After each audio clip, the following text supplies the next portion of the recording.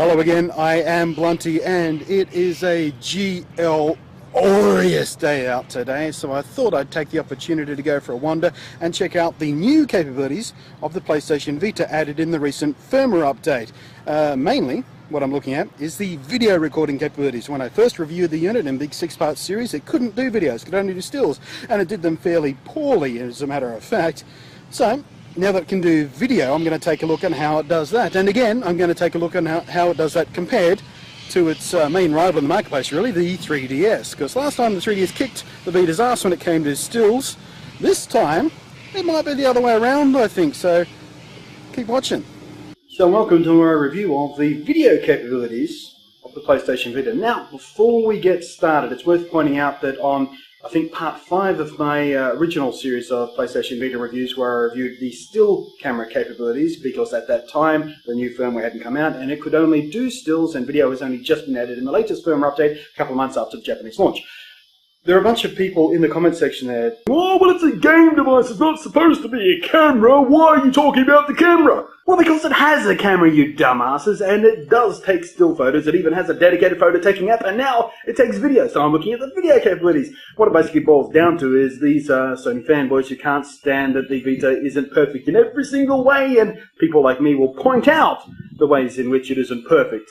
And that makes them feel inferior, it makes them feel stupid, it makes them feel weird about spending their money, it makes them feel absolutely like gigantic clotwads about being so blindly brand loyal to Sony, and PlayStation can do no wrong. Well, PlayStation can do wrong. But you see, what I'm doing here is reviewing the device, and that includes reviewing everything the device can do.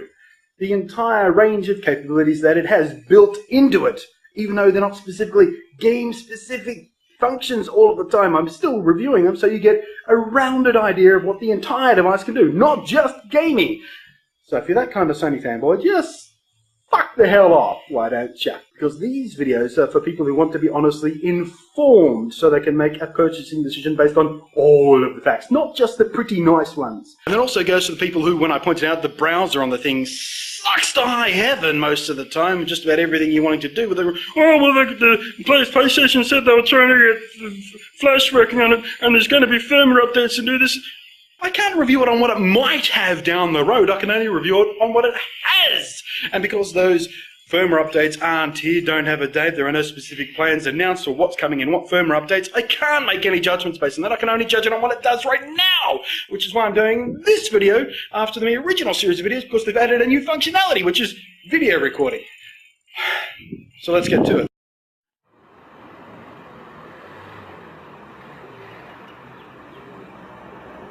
Straight off the bat, the video from the Vita obviously isn't going to blow you away or win any awards. At 640 by 480, it's nowhere near high def. Not that I expected it to be. 640 by 480 is all the imaging chip in the Vita is even capable of. Compared to the 3DS, it's immediately clear that the field of view is much wider on the Vita. For the record, all of the shots you're seeing here are untouched, unedited, uncolor graded, no effects or anything added, and they were recorded simultaneously, one device in each hand, and from the exact same location, of course. You'll notice, although neither device has any image stabilization, the wider lens of the Vita helps reduce the apparent shakiness of the image anyway. And the combination of a longer lens and slower frame rate combine to give the 3DS footage a distinctly jittery character.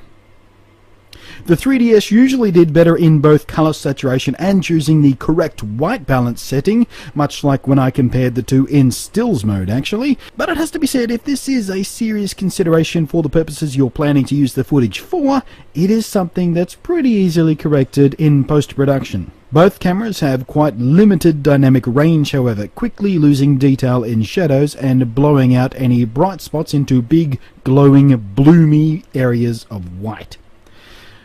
For the sake of a reference point, here's that same shot compared with the iPhone 4S.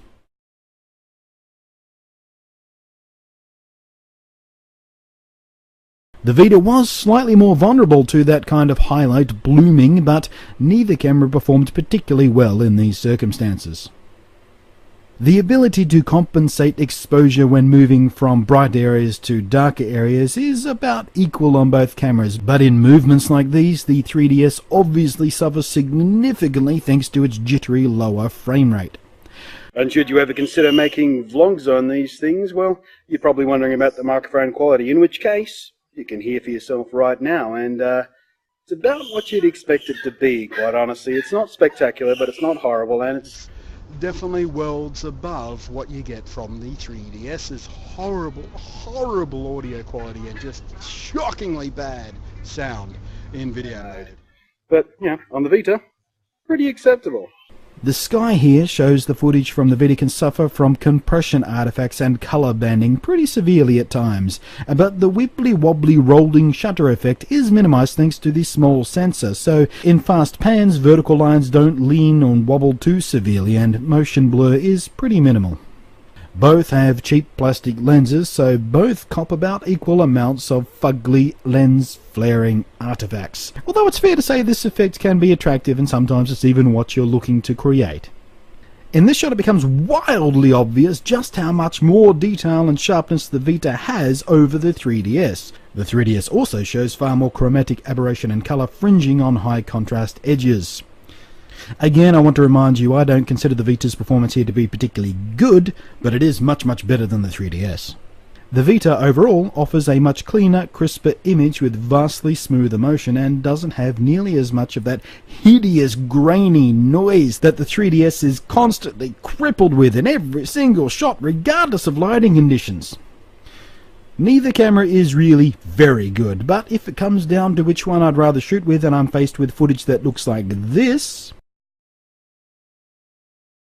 or footage that looks like this, well, you can be damn sure I'd reach for the Vita long before I'd reach for the 3DS. Thanks for watching, I'm Blunty, and I'll catch you next time.